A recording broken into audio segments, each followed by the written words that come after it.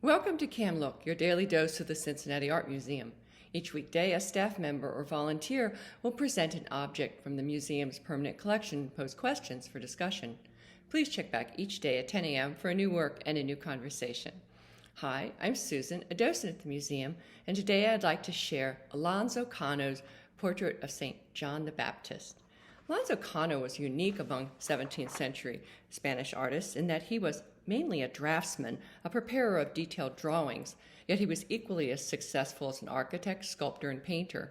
Thus his nickname, the Spanish Michelangelo. Others just called him cranky. He was notorious for his bad temper. Looking at his self-portrait, I might agree. I assume that's a cherub he's carving, not a child being throttled. He was born in Granada and educated by his father, Miguel Cano. Referred to by some as an architect and by others a designer and carver, he provided an early arts education for his son. Alonso moved to Seville in his teens to study painting and sculpture. One painting from this Seville period, Portrait of an Ecclesiastic, was displayed here during the Treasures of the Spanish World exhibit in 2019. No sculptures of his from this time survive. Depending on who you believe, around 1638, Cano either fled Seville for Madrid after a duel gone wrong, or was invited by Count Duke of Olivares to be a painter of the court. Perhaps both are true. King Philip IV was building a new palace at the time, and many artists were employed to decorate it. The Count, King Philip's bosom buddy, favored artists from his native Seville. Cano's career took a nasty turn only a few years later. Falsely accused of his wife's murder, he fled the city for several months, proving his innocence by surviving what can only be described as very enhanced interrogation techniques. He returned to Madrid. As his life changed, so did his art.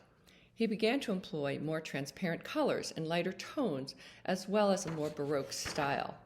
Our painting of St. John the Baptist is from around this time and in this style. Having seen an earlier painting of his, you can easily appreciate the greater use of color. Do you notice the contrast between light and dark?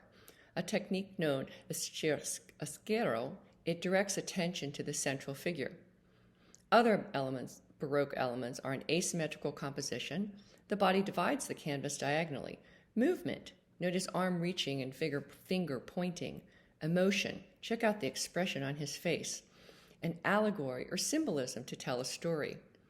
The white banner that flutters on St. John's staff reads, Ecce Agnus Dei, Latin for Behold the Lamb of God.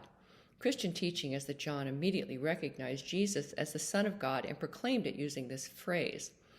Few people in the 17th century could read, so how to tell this story? Symbols, things easily identified by people. John the Baptist is identified by his fuzzy brown camel hair garment and staff.